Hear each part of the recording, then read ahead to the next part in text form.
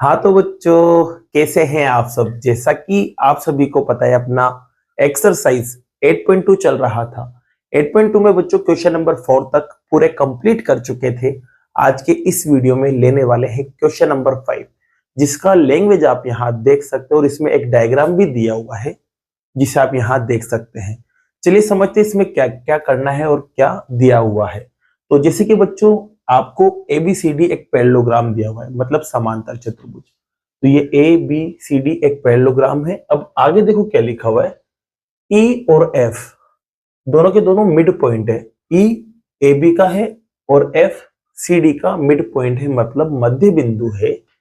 अब आपको इतना सा दिया हुआ है और आपसे क्या कहा है कि यहाँ पे जो दो लाइन बन रही है, एक तो एफ और एक ईसी, देख सकते हैं एफ और ईसी, ये दोनों लाइन क्या कर रही है, इस डायगोनल को, मतलब इस विकर्ण को ट्राइसेक्ट कर रही है, मतलब समत्रिभाजित कर रही है। ये आपको लेके आने के लिए बोला है, मतलब इस लाइन के 3 बराबर टुकड़े हो रहे हैं, ये आपको लाना है बच्चों।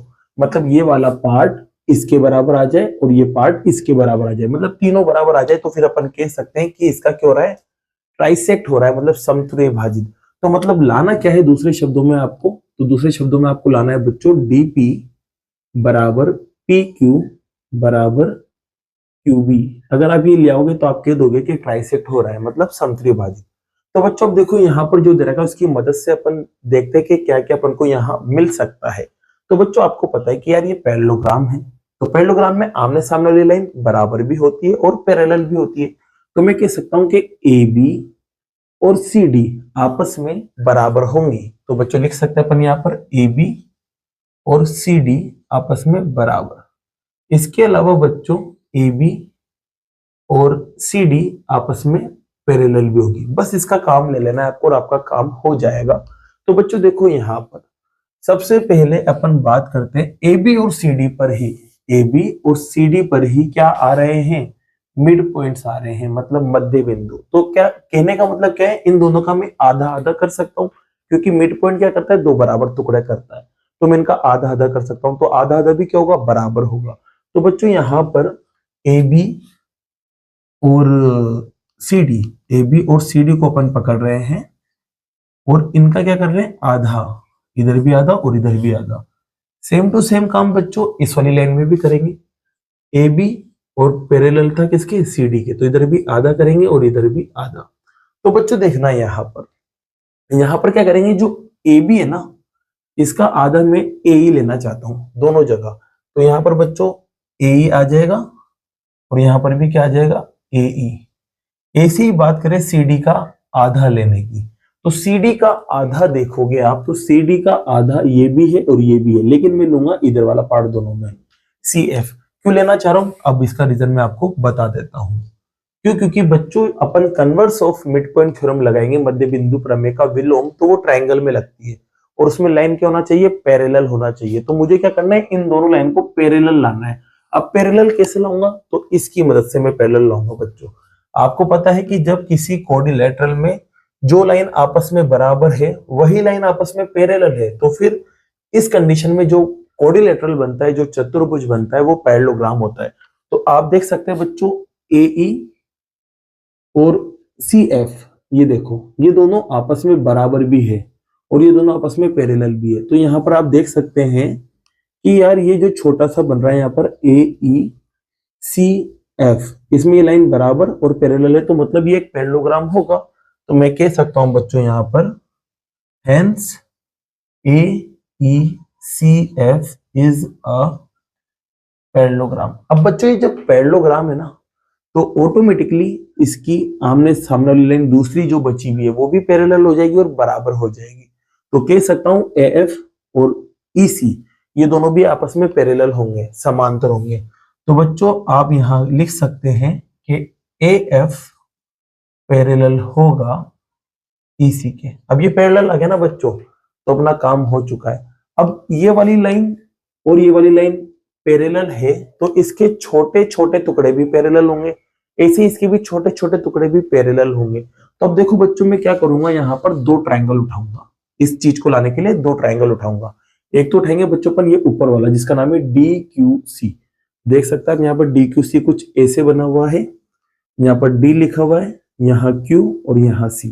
ठीक है, अब इसमें बच्चों यहाँ पर ये एफ जो है वो मिड पॉइंट था, मतलब मध्य बिंदु, और यहाँ से जो लाइन आ रही थी वो इसके पैरेलल थी। ये जो लाइन थी वो इसके पैरेलल थी, तो छोटे छोटे टुकड़े भी आपस में पैरेलल होंगे। तो ये दोनों लाइन पैरेलल भी है। तो आपको पता है कन्वर्स क्या कहता है, जो विलोम है वो क्या कहता है कि जहां भी कट करेगी वो भी क्या होगा, मिड पॉइंट होगा बच्चों। तो इसकी कहानी को अपन लिखते हैं। पहले तो ट्राइंगल का नाम लिखते हैं, तो लिखेंगे बच्चों in triangle C D Q. Hindi में लिखना त्रिभुज सी डी क्यू में आपको पता है बच्चों, क्या पता है, F is a mid point of, F किसका मिड पॉइंट है, तो एफ मिड पॉइंट है सी डी का। हिंदी में लिखना एफ सी डी का मध्य बिंदु है। इसके अलावा बच्चों ये जो लाइन है, अब ये कहां पर कट कर रही है, ये पी पे कट कर रही है, तो एफ पी और सी क्यू पैरेलल भी है। तो यहाँ पर एक और चीज लिखेंगे अपन, एंड एफ पी पैरेलल है सी क्यू के। तो बच्चों जब लाइन पैरेलल और मिड पॉइंट से आती है ना मध्य बिंदु से, तो जहां भी कट करती है वो भी मिड पॉइंट होता है। तो जो पी है ना वो डी क्यू का मिड पॉइंट होगा। तो आप यहाँ कह सकते हैं E is a mid point of D Q. ठीक है, ये आपके मिड पॉइंट हो गया। अब जिससे बच्चों मिड पॉइंट हुआ ना, तो आप यहां देखोगे कि मिड पॉइंट है मतलब मध्य बिंदु, तो ये टुकड़ा और ये टुकड़ा आपस में बराबर होगा। तो आप कहेंगे डीपी बराबर होगा पी क्यू के। ये आपके पास पहली इक्वेशन आ गई। ठीक है, अब दूसरा ट्राइंगल पकड़ेंगे बच्चों। तो दूसरा ट्राइंगल कौन सा पकड़ेंगे अपन, ए बी सी, जिसमें दोनों लाइन आ रही है। तो ये ए बी और कहां पर जा रहा है, पी तक जा रहा है बच्चों, ये लोग पी तक। तो ए बी पी पकड़ लिया, और यहां से एक लाइन जा रही है ई से, और जहां भी कट करेगी वो क्यू है। अब आपको पता है जो ये ई है ना, ये मिड पॉइंट है। तो अपन फिर से कह सकते हैं बच्चों, पहले तो ट्राइंगल पकड़ेंगे, in triangle A B P. Triangle A B P में आप कह सकते हैं E is a mid point of A B. Hindi में क्या लिखोगे, ई ए बी का मध्य बिंदु है।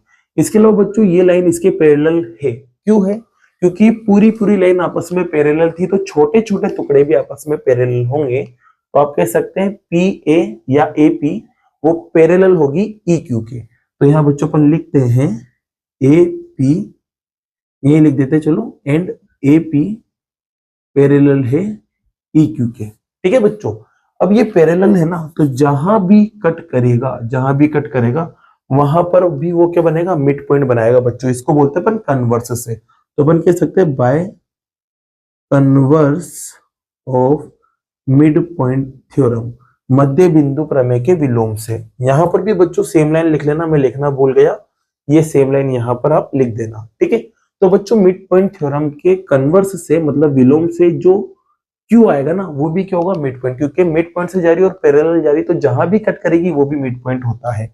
तो कह सकते हैं यहां पर अपन Q is a mid point of, किसका मिड पॉइंट होगा बच्चों, पी बी का।